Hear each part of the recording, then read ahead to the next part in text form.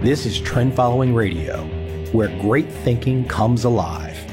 Nobel Prize winners, legendary traders, best-selling authors, and the pros that know what drive us irrational human beings. I am your host, Michael Covell. Not filtered, raw, honest. That's my passion.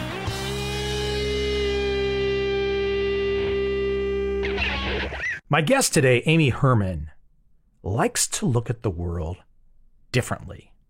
And very wisely, she understands that for those big problems that we all face, that organizations face, governments face, business face, if we look at things the same way all the time, we will miss everything.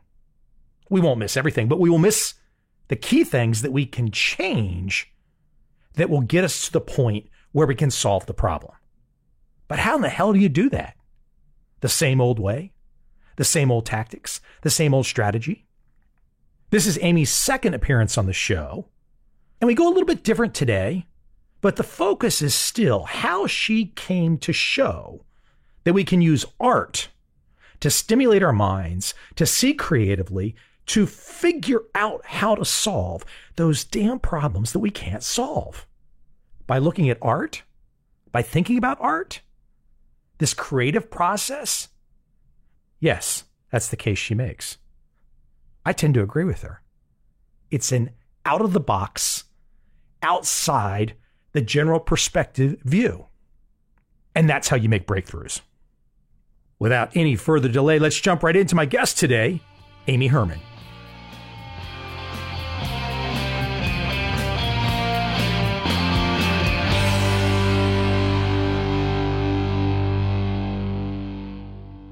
So here's my thinking, is I get on the horn with you, and I should give the quick reminder. I'm sure I mentioned this on our podcast before. I come from a family of artists, at least on my mom's side, a lot of painters in there.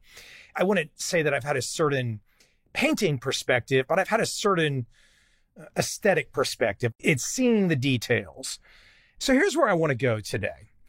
I'm thinking, okay, you're the expert. You're the pro that has brought people into the idea of using art, specifically painting. You might correct me if it's more than painting, but specifically painting to learn how to observe better, to problem solve better. I'm sitting here in the last 2 years and I'm observing the world melt down with the complete inability to solve a lot of things on a lot of fronts. Now, of course, it's a complicated issue. But let me ask you, have you sat back in the last 2 years and thought about your experience with art and using art to learn better observation, to learn problem solving? Have you thought about how it could be applied in what we've been living through? Call me crazy. I think about it every single day because it's the one thing that grounds me in this surreal world right now. I'm lucky enough to work with works of art to put together for my program and my clients. But nutty as this sounds, every opportunity I have, I go to see works of art because it grounds me and gives me an opportunity to rethink the crazy place that I'm in. When you say the crazy place that you're in, you mean just like all of us living in this 2-year window? Absolutely. Because you mentioned the last 2 years. I should have said for the last 2 years. What never ceases to amaze me about art as a problem-solving template, for lack of a better word, is that when you look at art, you have to pause. You might look up an artist on Google. You might ask Siri who this person is or what country they're from, but you need to pause. And what's baked into the process of pausing is taking a deep breath and thinking, how the hell did this person make this? Because all art is man-made.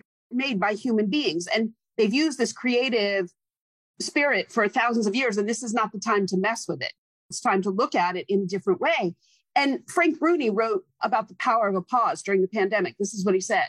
He said, a pause is when passions cool, civility gets oxygen, and wisdom finds wings.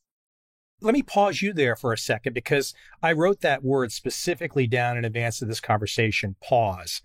depending on what I say next, I could have half the audience happy and half the audience irate, because it depends on what you paused for during the last 2 years. It's gotten very tribal. So we should be looking at this like, wow, here's all of this disparate data. We've got data coming in at us left and right. How can we better analyze this data? How can we better use this data? How can we better disseminate this data to everyone? Instead of having that open perspective, though, I detected, my observation, almost the exact opposite across society. I'm going to beg to differ in the best possible way. I'm not even going to play devil's advocate here. And I'm going to look at this in an overarching way. This pandemic initially made all of us pause. Granted, it was a forced pause, but we had to stop what we were doing because every single aspect of our lives changed. I agree with you that everything ramped up after that. We were getting more emails and more texts and more Zoom invitations, but we had to pivot first. And before you could pivot, you had to pause and say, okay, where am I and where am I going to go with this? Because being a deer in the headlights is not a sustainable situation.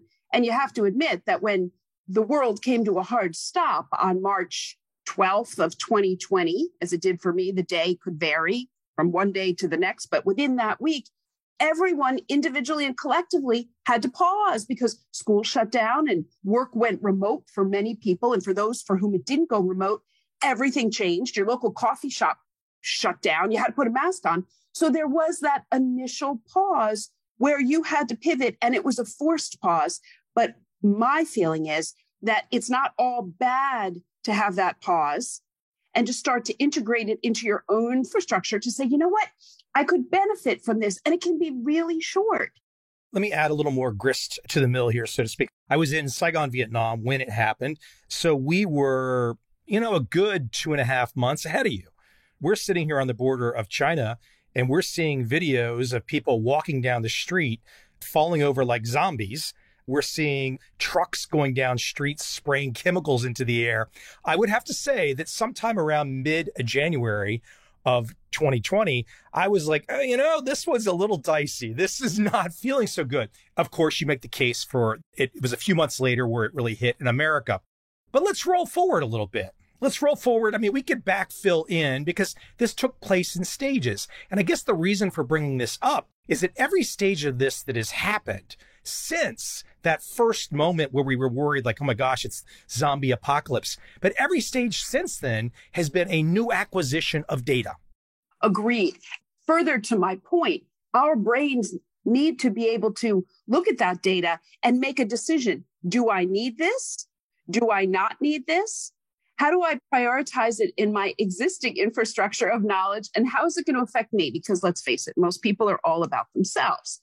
But I'm going to steal a line from one of my colleagues in the intelligence community because I found it has been so applicable during the pandemic and will be for a long time after. He said that neurons that fire together wire together.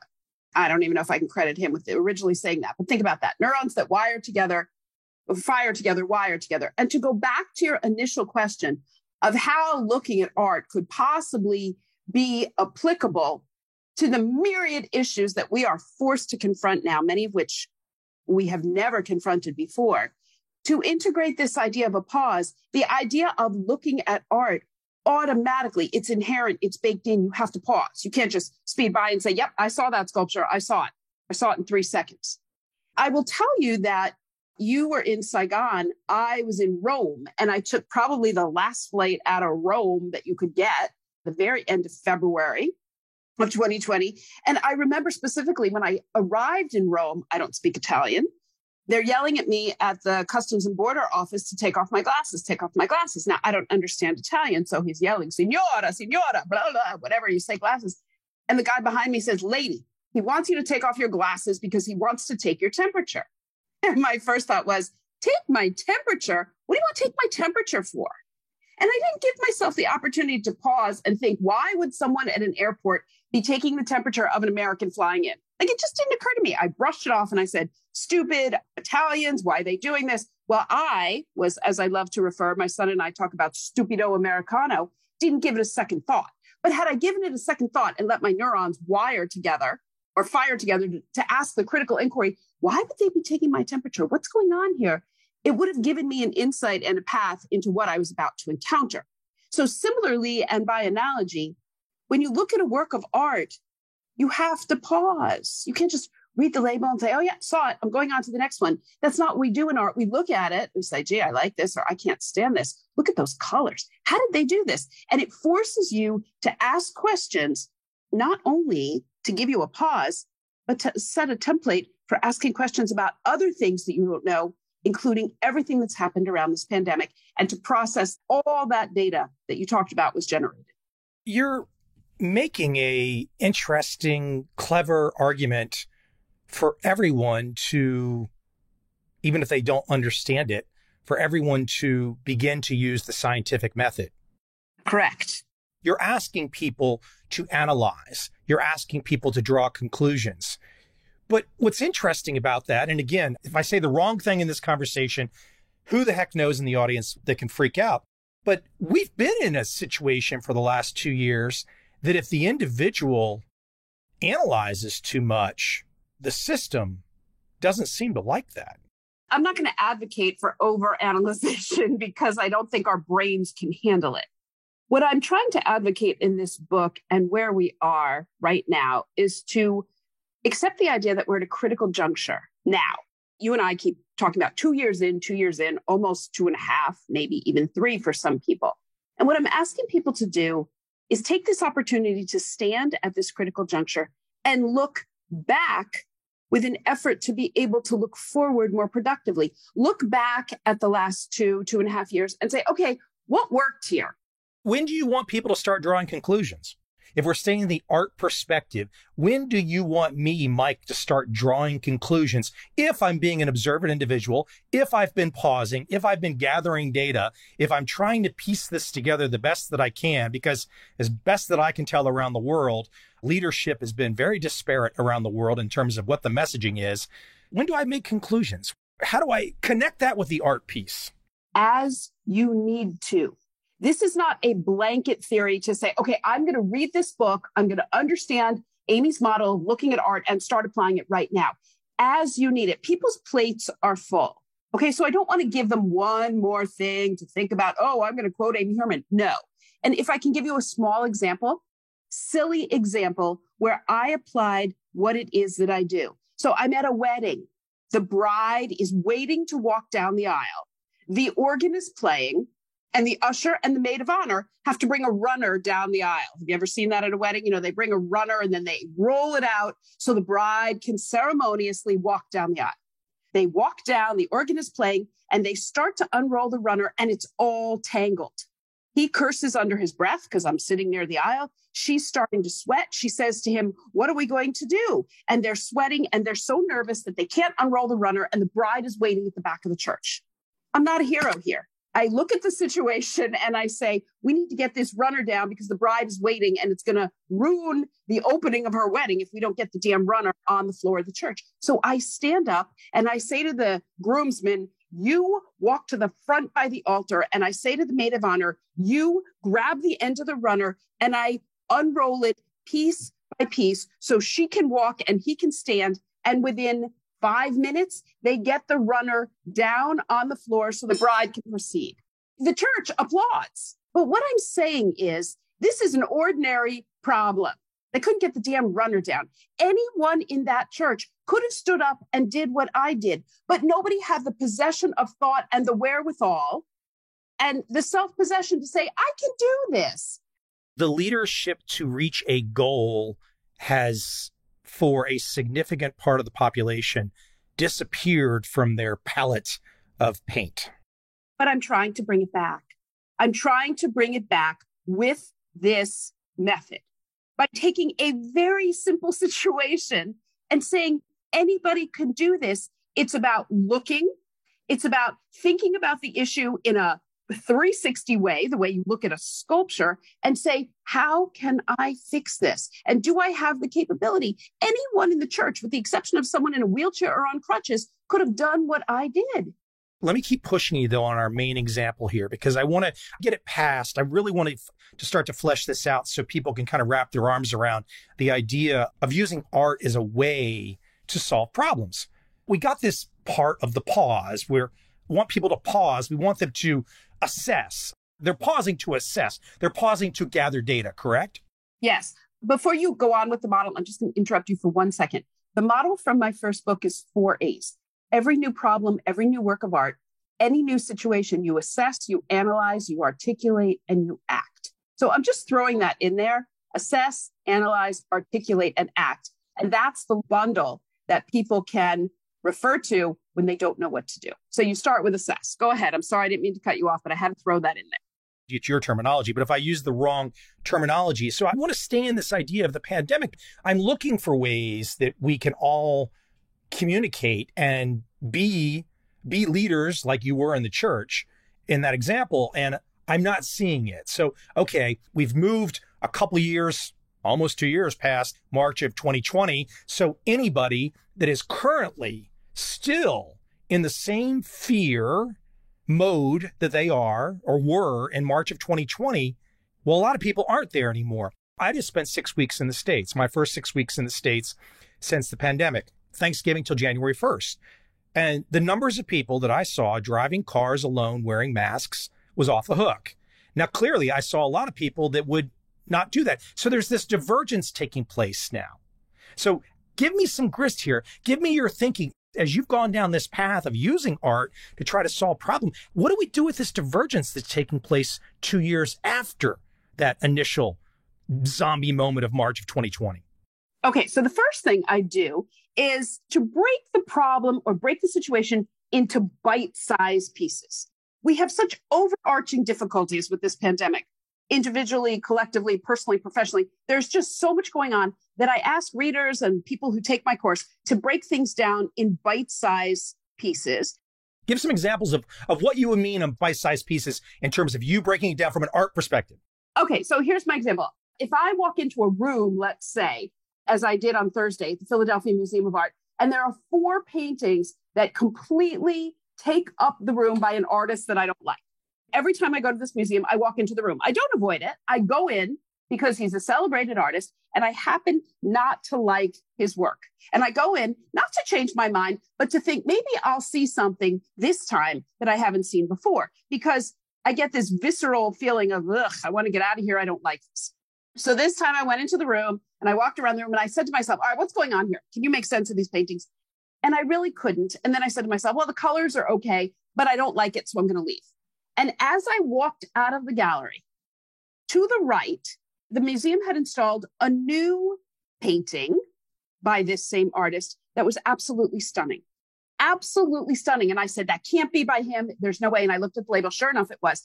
And I saw this work of art and I said, you see, I went someplace I didn't want to go and I discovered something, just this one painting. I don't like the original ones any more than I did before, but I discovered a new painting and a new way of looking at something. So when someone mentions Cy Twombly's name, I'm not going to say, I hate his work. I'm going to say, here's what I saw. This is what I didn't like. This is what I did like. To go back to your example of seeing the driver in the car with the mask on, I'm going to pose a question to you. So what? So what if you observe drivers driving alone with a mask on? Does that hurt you? No. Does it frustrate you? Maybe. And you want to roll down the window and say to the drivers, what are you doing with the mask on? But you know what?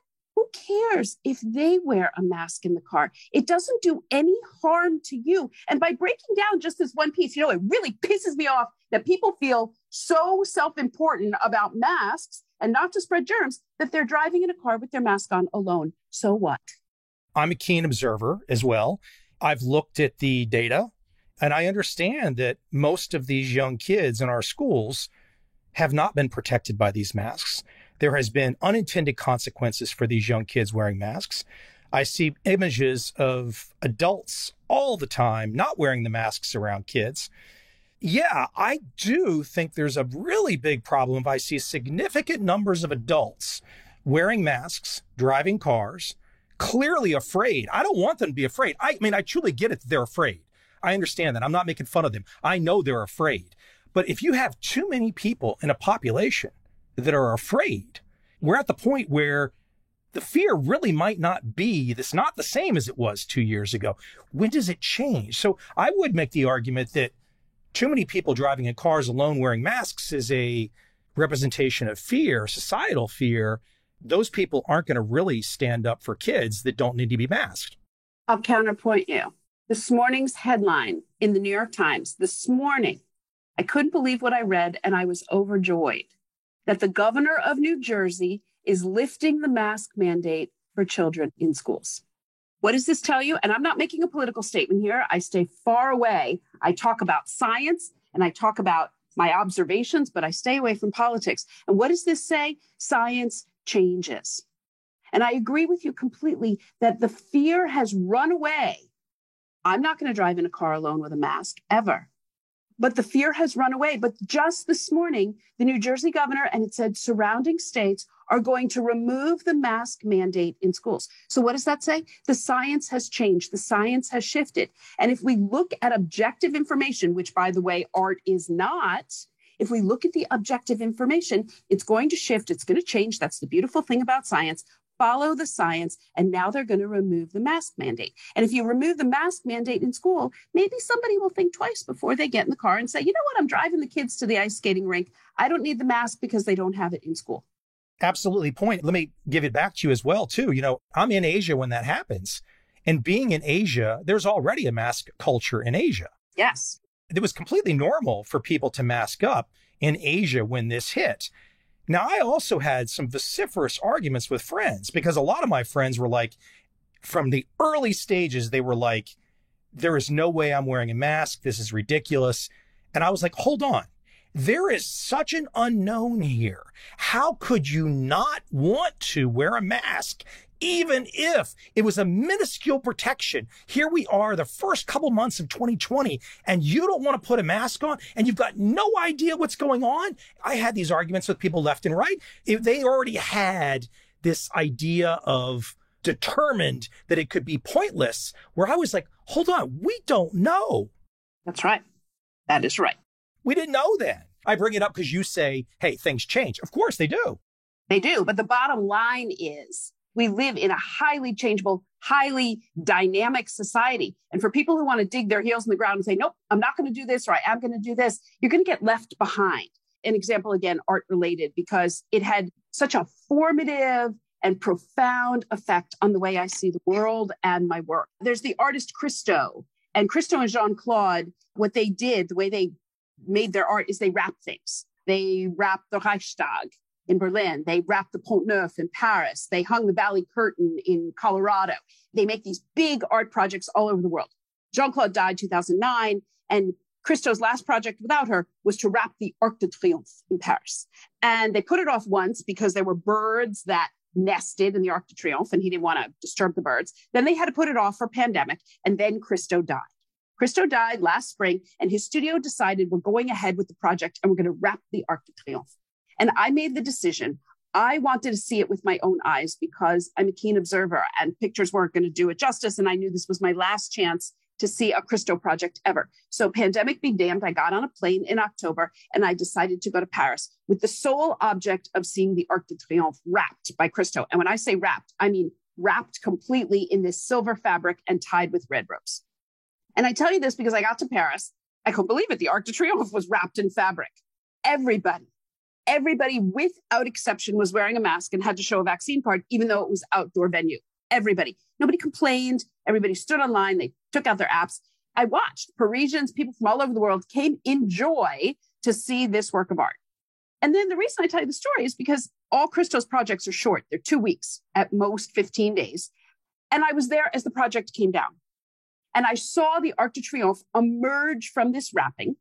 And I am fortunate enough to work for the French National Police. I got to go to the top of the Arc de Triomphe and see Paris from the top of this wrapped arc. And I thought to myself, as the arc came out of the wrapping, and then the last night I was there, it was back to being the Arc de Triomphe. But you know what? It wasn't the Arc de Triomphe. It was different. It was changed. You don't mess with the French. Okay, don't mess with their Arc de Triomphe. It's like our Lincoln Memorial here. It's central to their culture and their art world. Napoleon commissioned it. Don't mess with it. And yet, Christo was able to overcome all the obstacles with the French, raise all the money, physically close the plaza to traffic, wrap this thing, then have it unwrapped, and society resumed as it was before, but it is changed. Everybody in Paris will remember for years and years and years that the Arc de Triomphe was wrapped and unwrapped, and it came out better than it was before. And that's what I want us to do with this pandemic. We will never be the same. There was an article about normalcy versus normality. Whatever our new normal looks like, it's never going to look like the new normal of 2.5 years ago. There will be people who wear masks the rest of their life on the New York City subway, just the way it is. But what I'm saying is, let's use the idea of art. I'm going to steal Winston Churchill's line, never let a good crisis go to waste. Don't use this opportunity to wallow and just survive. Let's thrive. Let's look back. Let's ask questions. Let's say, what happened here? What went well? What was a disaster? Take with you what went well, because there's going to be another disaster, some other catastrophic event. And we're going to need all those questions and lessons to thrive in the future and not just survive. And I believe by looking at the model of looking at art and specifically how the art was created and the obstacles the artists had to overcome, like Christo, it makes us better thinkers and it just heightens our engagement with the world. But if I'm on that subway in the not too distant future, COVID is long gone and everyone knows it's long gone. And you've still got folks that are just masked to the hilt. You and I both know that's going to be true. You want me to refrain from judgment. Well, let me ask you this. I'm not dodging the question. Long before the pandemic, I would see Asians all over New York City wearing masks. I just agree with you. For sure, it's an Asian cultural thing. Yeah. So your question to me was, did I pass judgment on them? I'd look at them and I'd say, you know what? Chacun son good, to each his own. Let me add, though, the first place I ever saw this was Tokyo. It was not a big thing, right? It was the random 1 out of 100. And it took me a while for someone to finally explain these are people who are sick, who are taking it upon themselves to not spread their sickness to others. I thought they were just being hypochondriacs. They weren't. They were being good members of society. I'm afraid in the not too distant future, it's not going to be for that reason. It's going to be for the hypochondria reason.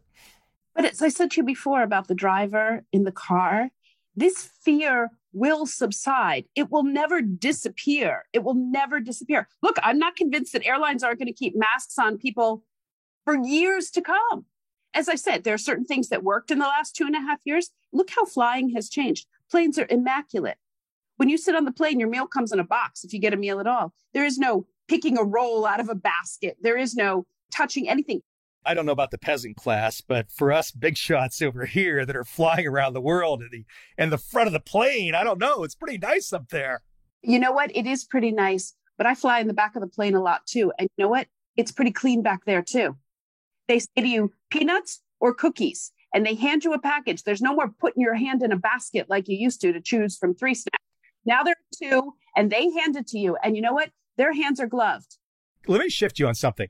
I think I'm at 6 books, and I've been working on a screenplay for several years now, too. I was thinking about this in advance of our call. This is another form of art. When you write a book, it's not just, I'm sure you're like this, I am, but you don't want to write a book and be the person that's writing the book that never finishes the book. So the objective as an author is to be like, okay, I'm starting. But when one starts a book or a screenplay or whatnot, you know there's going to be an end point. There's going to be all kinds of stuff might happen. All kinds of stuff might happen in the middle part, but there's got to be an end. And I think this connects well to your entire perspective on art in the sense that completion, if you have a completed goal in mind, then you don't let the ups and downs slow you. You're going to get kicked in the rear end. That's going to happen, but you've got to keep going to the end. Otherwise, you're just somebody talking, right? I'm going to take it one step further. I'm going to say that it doesn't just kick you in the butt. It inspires you. Not to go back to the art analogy, but I'm going to give you one more example. The artist Julie Meritou, she is 21st century, just big wheel in the art world. She makes these huge multimedia abstract works of art. They're absolutely extraordinary and stunning. And she had an exhibition in the Whitney while I was writing this book. I just had block. I'm like, I don't know how I'm going to finish this book. I don't know what I'm going to do. So I'm going to go look at some art, which is what I do for inspiration. I get to Julie Meritou's exhibition at the Whitney, and it's on the 5th floor, which is beautiful, overlooking the Hudson Place. It's, if you're an artist, you've arrived if you have an exhibition on the 5th floor of the Whitney. And I read this unbelievable thing that broke my writer's block. all these lenders lend their Julie Meritou paintings so they can be shown in this exhibition. And I read that in the last gallery, which is the most spectacular and the brightest, it faces the Hudson, you can see the Statue of Liberty, sparkling water. Nobody wanted their painting in that gallery because they thought the sun would damage their painting. We're talking 7 figures for Julie Meritou's works of art. Not one of her lenders would agree to have her painting in the last gallery. So what did Julie Meritou do? She made a new painting site-specific for that gallery because she said, you know what? If nobody's going to lend, damn it, I'm going to make my own painting. And luckily for me, in unbelievable fortuitous turn, I happened to have read the label of this spectacular painting, looking out onto the water, reflecting the water. And it was an homage to Géricault's The Raft of the Medusa, which happens to be the work of art that opens my book and that I trace through the whole book about how to solve problems. And her last painting that she created to solve her problem, to fill the last gallery, was an homage to the raft. I thought to myself, when artists reach a point, they hit a brick wall, you can't just stop. You can't say, well, I'm not going to go on anymore. You have to solve the problem. You have to use it for inspiration. And in the real life turn, if I'm going to bring this back to real world, which you keep doing in a good way, 2014, I was diagnosed with cancer, aggressive cancer. And I said to the doctor, my first response was, you have me mistaken with somebody else. I don't have time to die. I run a business. I teach. I have bills to pay. I have a son to raise. This is not possible. And she looked at me and she said, you need to change your thinking. She said, if you don't do anything about this in 6 months, you're not going to be here to discuss it with me. So rather than crawl under the covers and say, oh my God, I have cancer. I need chemotherapy. I'm going to be bald as a cue ball. I got my behind in gear and kept going because I had no choice. And what did it do? It inspired me to write a book, not about cancer, but I thought, you know what? Mortality affects everybody. Get your butt in gear and do what you can while you're here. And yeah, I felt lousy. And yeah, there were days in the hospital. I'm not being Pollyanna about it, but you can't just be kicked in the butt. Turn it around and turn it into inspiration to do something. And Julie Meritou's last piece in the exhibition was by far the most beautiful. And I'm happy to say she gave me permission to use it in the last page of my book to show that art comes full circle and can show you how to solve a problem. Let me share another personal one back with you. So I moved to Asia in 2013. I was happily living in San Diego, just doing typical San Diego, whatever stuff. I come to Asia on a 3 or 4 month speaking tour, and I'm all over Asia. I'm in 20 cities. I'm constantly taking pictures. I mean, I'm seeing from the Great Wall in China to, outside Beijing, and just every Buddha statue and temple and whatnot you could possibly imagine. I think I'm going to always be imprinted for how all of that inspiration changed me. So here I work on a screenplay these days, which is a direct result of all those experiences. But if I was just sitting in San Diego and I was not in a position to be inspired by something beyond my ability to even imagine, I had to put myself in a position to be around something that I could not even imagine. And then some other magic happens, some other problem-solving magic, some other creation magic happens. But if we just stay in our bubble, none of it happens. That was your Arc de Triomphe. You got out there and took pictures the way I went to Paris to see a work of art that changed the way I see everything. So when I say I'm not throwing platitudes out there and say, oh, look at art, it will expand your mind. No, it will change the way you see. Wayne Dyer, he said, change the way you look at things and the things you look at change. So when you start looking through the photographer's lens, you're changing the way you're looking at things and the things you're looking at change. Even when you come back from Asia, that photographer's lens never leaves you. And you have those pictures as this tangible reminder that, yes, there is a different way to see the world. And not everybody is creative. So what I'm offering is to say, well, maybe you don't have the photographer's lens, or you don't have the sculptor's hands, or no, you don't see the world in color the way a painter does. But if you go look at art, broaden the way you see the world. Let me give another example just to keep letting you bounce off ideas here. I just did a 3-day layover in Dubai in January. I had not been to Dubai for several years. And I'm not the biggest fan, but I got to tell you, when you're there, you're coming out of baggage claim and you're just inspired that these folks said, we're going to build big, we're going to build bold, We're going to solve problems when it comes to public works. We're going to create incredible architecture. And then, look, I'm sure a lot of Americans can drive around their same town or city and see the same sidewalk that hasn't been fixed for 20 years. You go to some other places, for example, like Dubai, and you see this. And again, look, I understand Dubai is like really one rich guy and he's got a lot of money and all that. That's not the point. The point is the inspiration to see that one doesn't have to be sitting still. There's also another side to that. Another benefit is that we don't have to like everything that we see.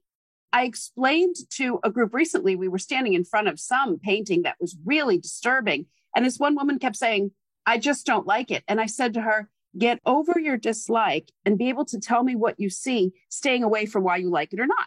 And maybe we can get to the root of why you don't like something, and maybe we won't, but at least you'll give me more of an articulate description of what you're looking at instead of saying, I don't like it, because that just shuts the conversation down. So even when you're going to different cities, and whether you like the idea behind Dubai or not, or you're this rich guy developing a city, to be able to talk about things that you don't like, that's a skill. And it's an important one in problem solving. To bring it back to the world we're living in, that you said, these last 2.5 years, how can we begin to digest this? This is too much data. Let's think about what went well and what didn't go well, what we liked and didn't like. Try to think about why and why not. Back to critical analysis, scientific method, whatever you want to call it. How are we asking questions about what it is that we see? And one other example I'll give you, the first time I went to Shanghai for a client, they gave me this piece of advice. They said, turn off your phone in the Shanghai airport. It's notorious for taking the data off your phone when you're in the airport. I didn't know if that was true or not, but my client had been to Shanghai many times. So I turned off my phone. And guess what I did when I had to turn off my phone? I looked around. I wasn't glued to my Google map on how to get out of the Shanghai airport and what was the best way to get to my hotel. I looked around, I looked at the people, I looked at the things in the airport, and then I got outside and I thought, I am in Shanghai. For the first time, take a look around instead of being glued to my phone. Yes, I'll eventually need my phone. But while I was in China, I didn't rely on my phone. I didn't. And how much did I see? How much more that I saw than when I walked down the streets of my own city, talking to people, FaceTiming people, and, looking how to get from point A to point B in the least amount of time. I love having the ability. The two main foreign cities that I've lived in, London and Saigon, both of them, I could walk almost anywhere by memory, nothing to do with a phone or GPS. And I think a lot of young people today, especially, and I see this, they literally have to look at a Google map to cross the street. That is correct. And, I'm not. It's quite sad. It is very sad. And I'm not going to be critical of technology, but I will say, and I'll tell you why I think there's hope. And it's in this recent phenomenon. People will laugh or roll their eyes, but I'm going to talk about it. The word game Wordle that's taken the world by storm. Yes, it's on your phone. And yes, it's on an app. But what do you have to think about? You have to think about words. You have to go through letters. You have to actually process. It's not a video game. It's a game about process of elimination and thinking about words that you use. And it offers me a little bit of hope because it has taken people by storm. And I think we are not hopeless. We are not, yes, there are people that have to look at their Google Maps to cross the street, but there are people that are willing to engage in different things that force them to think. And the beautiful thing about art is everybody sees something. It's not a competition. It's not antagonistic. Everybody sees something. And when I put two people in front of the same painting and I ask them each to describe it, and you come out with two totally different narrative descriptions of what it is that they observe, it's automatic. They say, God, if this is happening in front of a painting, what's happening back in the boardroom? What's happening in the operating room? What's happening at the crime scene? It forces us by default to expand our sense of critical inquiry. And I think that's nothing but positive. The maps, it got me thinking of the word convenience. But then on the other side of the equation, and I'm sure you appreciate this all too well, I would put the other word might be struggle. Now, a lot of people might be saying, well, I don't want to struggle. Therefore, I use the Google Maps for convenience. But what they're missing is that struggle, while it might seem, I don't know, they think, well, that's frustrating or this or that. But there's something magical when you overcome the struggle. So I think if anyone's observing a piece of art and they look at that art, They think about, what did the artists have to overcome? What was the struggle? Here's the tricky part. You're getting people to look at art and to think about this way. But if you are an actual artist in some format, some genre, it's an entirely different experience to think about how enjoyable the struggle is. Struggle is one of my favorite words, and I'm going to give you a specific art form that is spot on to illustrate the word struggle.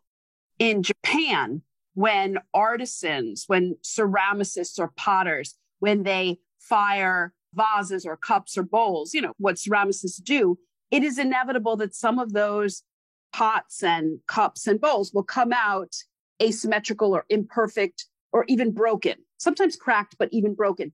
And rather than throwing that flawed pottery away, what Japanese ceramicists do, they have a process, it's a beautiful process called kintsugi. And what they do is they pick up the shards and the pieces of that flawed pottery and they fill it in with gold and silver and platinum lacquer. And the process is called kintsugi. And you know what happens to those objects that are filled in with gold and platinum and silver lacquer? They become more precious and more valuable than had they been perfect in the first place. And the pieces are exquisite. They're neutral colors of pottery filled in with these gold veins. And what I love about kintsugi as a paradigm for problem solving is it honors the struggle. It brings the mistakes and the struggle to the fore. So everybody that buys a piece or sees a piece of kintsugi pottery says, you know what? I can see what went wrong here, and I can see how the artist overcame it by filling in the cracks and the imperfections with gold to make this more beautiful and more precious than had it been perfect in the first place. Bring the mistakes to the fore, honor that struggle. So not only can you show them and say, you know what, my mistakes are part of the solution, you can show them to other people and hopefully they won't make the same mistakes. It's fascinating. The Japanese go that perspective, their desire, because, and so much of their culture, which I respect and admire, so much of their culture, so much of their design, their infrastructure, etc., is perfection. That's right. But that's not necessarily a bad thing. When you're getting to a taxi in Tokyo and you walk up to the door and you're about to open it and it opens for you and there's a guy in there, I don't know, he looks like a mannequin. He's perfect. He's got white gloves on in the taxi. I mean, okay. It's contrasted with the example that you just brought up. In their art form, they're willing to honor imperfection. And I'll give you two examples of how we apply that or don't apply that in Western culture. In the medical profession, doctors across the country and in medical schools and hospitals across the country once a month gather behind a closed door in a room or an auditorium, and they gather for what's called M&M, morbidity and mortality. And they talk about what went wrong, who got the wrong prescription, who didn't see the tumor on the MRI, who didn't console a family, what went wrong. And they talk about it, and there's no threat of litigation. There's nobody in an insurance company in the room. And they talk about it openly. I didn't see the tumor on the lung and it killed the person because I was treating their diabetes. Anything could go wrong. And so people emerge from the room collectively saying, okay, yes, we recognize that this went wrong and we're going to try not to make that mistake in the future. And then they gather again and again and again with the explicit recognition that things are going to continue to go wrong, but let's try to mitigate it by talking about it. So when I talk about the model of M&M in other professions, I was talking with people in financial services, vice presidents of an investment bank, and they said, we would never do that because nobody wants to admit failure. Because if you admit failure, you risk being fired. And I thought, well, what does that say? You have your financial health and your financial life in the hands of these people, and you have your physical health in the hands of others. And one group is willing to acknowledge human imperfection and human error and move on, and the other group won't acknowledge it at all. A sad day for financial services, that you risk being fired by talking about mistakes that you made. We need to acknowledge imperfections. Those Japanese artisans give us this incredible model. Bring it into the solution, honor the struggle, and say, you know what? Every single person is going to make a mistake. I don't encourage making mistakes. It's going to happen. Let's recognize it. Let's honor it, and let's move on. And so one of my goals in my teaching is to try to bring the concept of morbidity and mortality to every profession with whom I work. Mistake is an interesting word because, okay, you're an author as well. And so, if you write a particular sentence, you have a particular choice of words, and a particular editor reads it and is like, hey, Amy, you're on the wrong path there. What do you think? And immediately when the editor doesn't even give you a correction, just a slight nudge, like you might want to reconsider that sentence, and you know exactly what to do immediately before the editor even knows, but all you needed was the nudge, and then boom. The visceral response is, I know what they're talking about. And then the second response is a gut punch because nobody wants to be criticized. But then the third part of that process is what artists struggle with all the time. Go back and redo, go back and redo, but go with the knowledge, just like this pandemic. We're going to try to fix things, but we have the knowledge of the last 2.5 years as this buffer to say, all right, I've done this. I've been down this road. It didn't work. Let's try something else. And one thing I want to add to that about mistake and imperfection, when my books arrived in a box, I couldn't open them for about 3 hours. And I kept thinking, what am I afraid of? I was afraid of finding mistakes. But you know what? Of course, there are mistakes in the book. I see them. Maybe some of my readers see them. They're not irreparable. They're nothing that can't be fixed or in the next printing. And some of them are so minor. And some of them, I don't consider them to be minor. But a good friend gave me really comforting words and said, there is no such thing as a perfectly printed document. There is no such thing. I don't think that mistake needs to be in the pejorative all the time. I don't think it has to have a negative connotation. Yes, we make mistakes. I make hundreds of them daily. But now I ask myself, what, were you stupid? Or why did you do that? Or why do you keep doing that? Or how am I going to make sure I don't do that again? If it's a smart person, if it's a person who is kind of a supporter and they're in deep, they've got more experience, etc. Maybe they don't even have more experience. Maybe they just got a perspective that I don't have. And they come at me and they give that constructive criticism.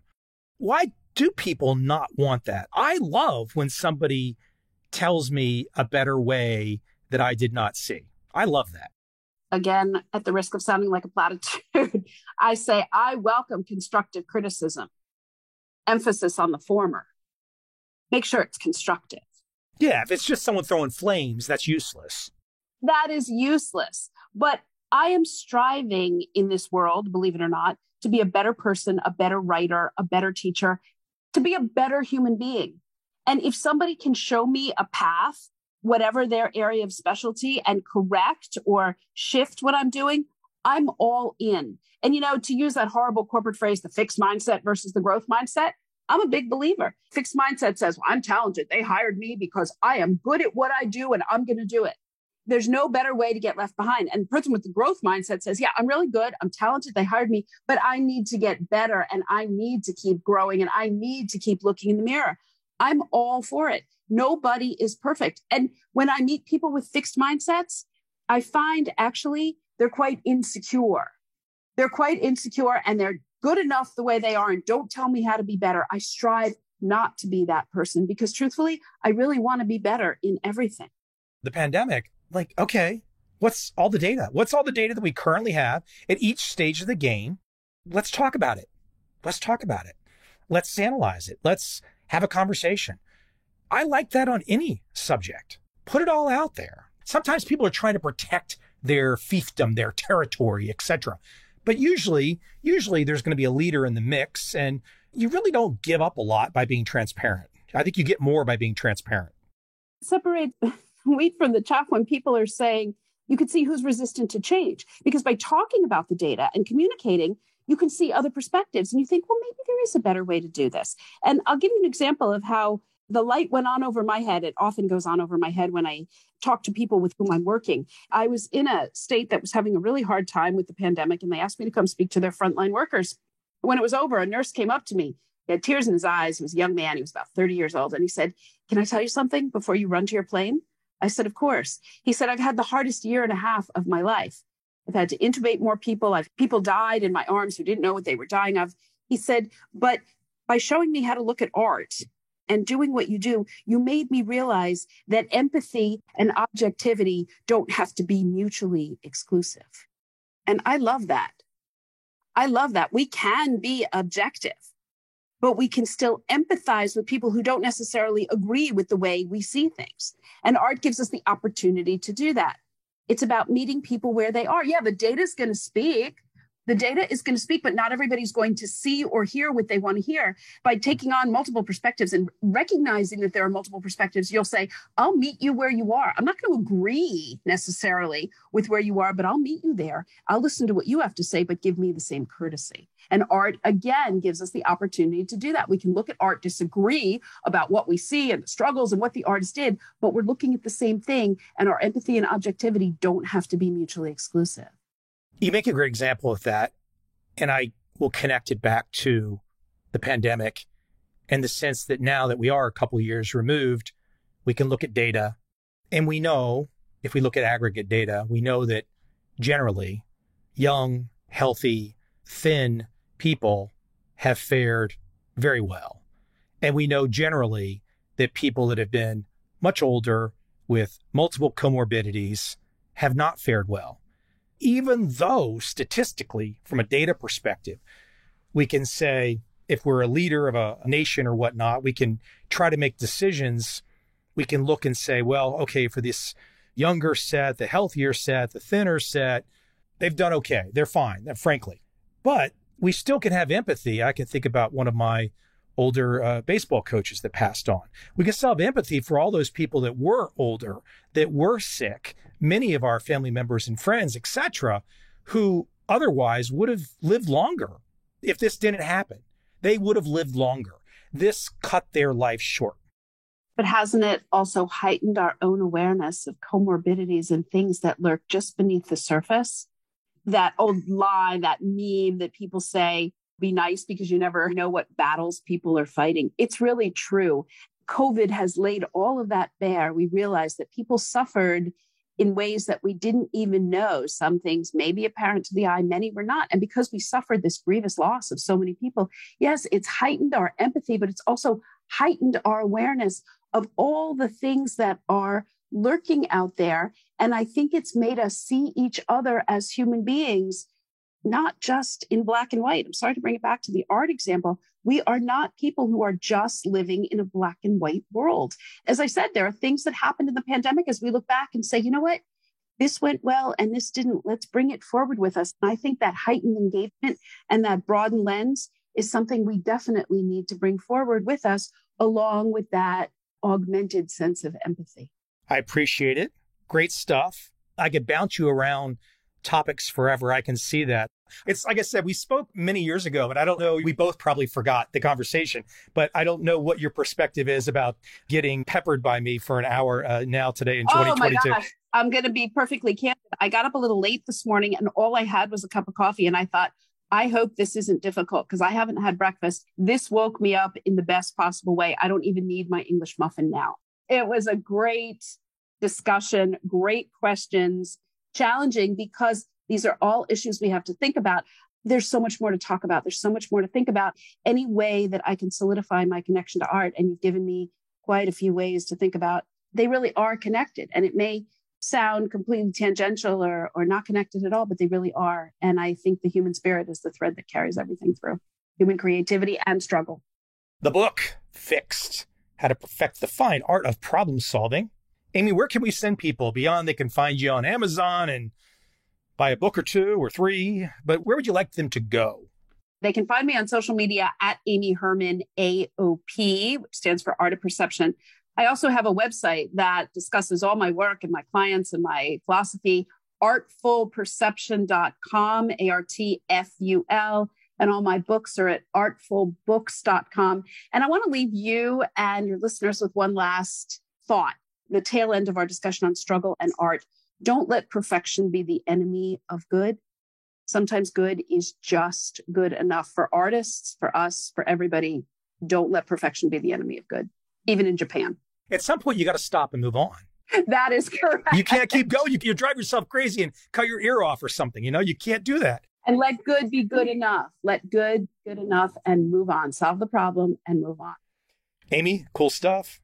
Thanks for coming on again. Thank you so much for having me. It was a great hour.